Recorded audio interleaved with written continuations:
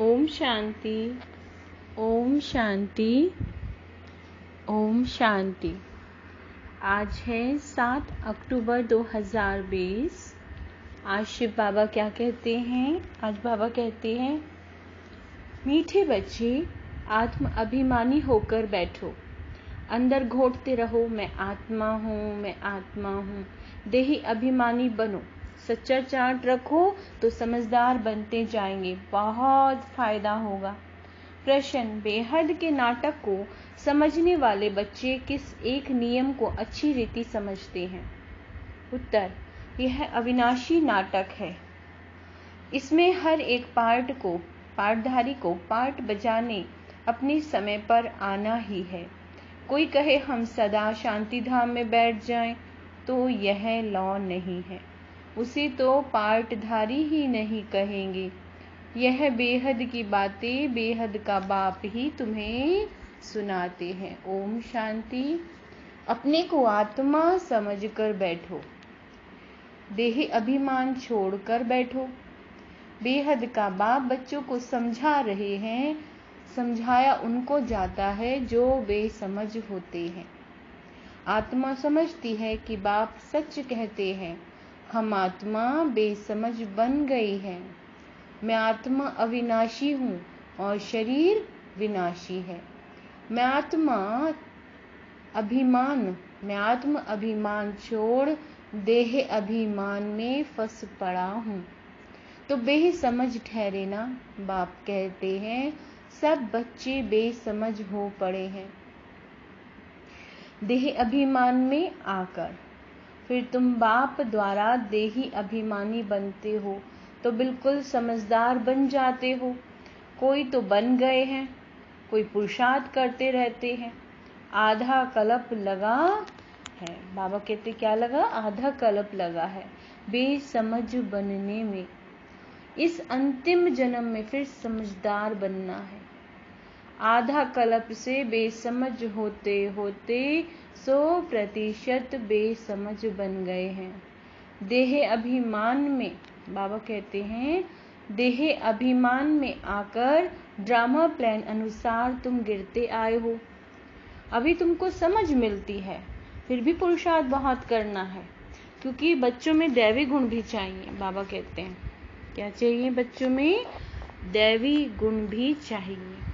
बच्चे जानते हैं हम सर्व गुण संपन्न 16 कला संपूर्ण थे, फिर इस समय निर्गुण बन पड़े हैं, कोई भी गुण नहीं रहा।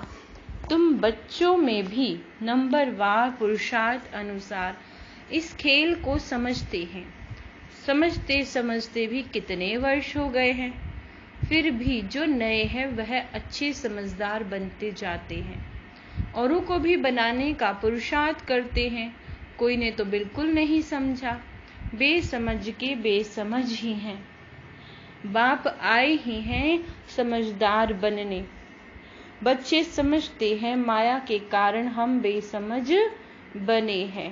हम पूज्य थे तो समझदार थे, फिर हम ही पुजारी बन बेसमझ बने हैं। आदि सनातन देवी देवता धर्म प्राय लोप हो गया है। इनका दुनिया में किसी को पता नहीं है। यह लक्ष्मी नारायण कितने समझदार थे, राज्य करते थे। बाप कहते हैं तत्तम, तुम भी अपने लिए ऐसे समझो। यह बहुत बहुत समझने की बातें हैं, सिवाय बाप के कोई समझा न सके। अभी महसूस होता है बाप ही उच्च समझदार ते समझदार होगा ना। एक तो ज्ञान का सागर भी है, सर्व का सद्गति दाता भी है, पतित पावन भी है। एक की ही महिमा है, इतना उच्च ते उच्च। बाप आकर के बच्चे कैसे अच्छी रीति समझाते हैं। बच्चे अब पावन बनना है, इसके लिए बाप एक ही दवाई देते हैं। कहते हैं योग से तुम भविष्य 21 जन्म निरोगी बन जाएंगे। तुम्हारे सब रोग दुख खत्म हो जाएंगे। तुम मुक्ति धाम में चले जाएंगे। अविनाशी सर्जन के पास एक ही दवाई है, एक ही इंजेक्शन आत्मा को लगाते हैं। ऐसे नहीं कोई मनुष्य बैरिस्ट्री भी करेंगे, इंजीनियरिंग भी करेंगे, नहीं, हर एक आदमी अपने धंधे में ही लग जाते हैं। बाप को कहते हैं आकर पतित से पावन बनाओ। क्या कहते हैं? पतित से आकर हमें पावन बनाओ। बाबा कहते हैं शांति धाम को पावन दुनिया नहीं कहेंगे, स्वर्ग को ही पावन दुनिया कहेंगे। यह भी समझाया है। मनुष्य शांति और सुख चाहते हैं। सच्ची सच्ची शांति तो वहां है जहां शरीर नहीं, उसको कहा जाता है शांति धाम। बहुत कहते हैं शांति धाम में रहे, बाबा कहते हैं परंतु लौ नहीं है, वह तो पाठधारी हुआ नहीं। फिर बच्चे नाटक को भी समझ गए हैं। जब एक्टर्स का पार्ट होगा तब बाहर स्टेज पर आकर पार्ट बजाएंगे। यह बेहद के बच्चे बेहद का बाप ही समझाते हैं। ज्ञान का सागर भी उनको कहा जाता है। सर्व के सद्गति दाता पतित पावन है। सर्व को पावन बनाने वाले तत्व नहीं हो सकते। पानी आदि सब तत्व हैं, वह कैसे सद्गति करेंगे? आत्मा ही पार्ट बजाती है। हठ योग का भी पार्ट आत्मा बजाती है। यह बातें जो भी समझदार हैं वही समझ सकते हैं। बाप ने कितना समझाया है। कोई ऐसी युक्ति रचो जो मनुष्य समझे। कैसे पूज्य से फिर पुजारी बनते हैं। पूज्य है नई दुनिया में, पुजारी है पुरानी दुनिया में। पावन को पूज्य, पतित को पुजारी कहा जाता है। यहाँ तो सब पतित हैं क्योंकि विकार से पैदा होते हैं। वहाँ है श्रेष्ठ, गाते भी हैं संपूर्ण श्रेष्ठाचार्य। अभी तुम बच्चों को ऐसा बनना है, मेहनत है। मुख्य बात है याद की। सभी कहते हैं याद में रहना बड़ा मुश्किल है। हम जितना चाहते हैं याद में रह नहीं सकते। कोई सच्चाई से अगर चार्ट लिखे तो बहुत फायदा हो सकता है। बाप बच्चों को यह ज्ञान देते हैं, मन मना भव। तुम अर्थ सहित कहते हो, तुम्हें बाप हर बात यथार्थ रीति अर्थ सहित समझाते हैं। बाप से बच्चे कई प्रकार के प्रश्न पूछते हैं। बाप करके दिल लेने लिए कुछ कह देते हैं, परंतु बाप कहते हैं मेरा काम ही है पतित से पावन बनाना। मुझे तो बुलाते हो इसीलिए। तुम जानते हो हम आत्मा शरीर सहित पावन थी, अभी वही आत्मा शरीर सहित पतित बनी है। 84 जन्मों का हिसाब है ना। तुम जानते हो अभी यह दुनिया कांटों का जंगल बन गई है। यह लक्ष्मी नारायण तो फूल है ना। उन्हों के आगे कांटे जाकर कहते हैं आप सर्वगुण संपन्न, हम पापी कपटी हैं। सबसे बड़ा कांटा है काम विकार का। बाप कहते हैं इस पर जीत पहन जगत जीत बनो। मनुष्य कहते हैं भगवान को कोई ना कोई रूप में आना है, भगीरथ पर विराजमान हो आना है। भगवान को आना ही है पुरानी दुनिया को नया बनाने। नई दुनिया को सतो प्रधान, पुरानी दुनिया को तमो प्रधान कहा जाता है। जबकि अभी पुरानी दुनिया है तो जरूर बाप को आना ही पड़े। बाप को ही रचयिता कहा जाता है। तुम बच्चों को कितना सहज समझाते हैं, कितनी खुशी होनी चाहिए। बाकी किसी का कर्म भोग का हिसाब किताब है, कुछ भी है वह तो भोगना है। इसमें बाबा आशीर्वाद नहीं करते, हमको बुलाते ही हो बाबा आकर हमको वर्षा दो। बाबा से क्या वर्षा पाना चाहते हो? मुक्ति जीवन मुक्ति का, मुक्ति जीवन मुक्ति का दाता एक ही ज्ञान का सागर बाप है, इसलिए उनको ज्ञान दाता कहा जाता है। भगवान ने ज्ञान दिया था, परंतु कब दिया, किसने दिया, यह किसी को पता नहीं। सारा मुझारा इसमें है। किसी को ज्ञान दिया यह भी किसी को पता नहीं है। अभी यह ब्रह्म बैठे हैं, ब्रह्मा बैठे हैं, इनको मालूम पड़ा है कि हम सो नारायण था, कि 84 जन्म भोगे। बाबा कहते हैं यह है नंबर 1 में। बाबा बतलाते हैं मेरी तो आँख ही खुल गई। तुम भी कहेंगे हमारी भी आँखें ही खुल गई। तीसरा नेत्र तो खुलता है ना। तुम कहेंगे हमको बाप का सृष्टि चक्र का पूरा ज्ञान मिल गया है। मैं जो हूँ जैसा हूँ मेरी आँखें खुल गई हैं। कितना वंडर है। हम आत्मा फर्स्ट हैं और फिर हम अपने को देह समझ बैठे। आत्मा कहती है हम एक शरीर छोड़ दूसरा लेता हूँ, फिर भी हम अपने को आत्मा भूल देह अभिमानी बन जाते हैं।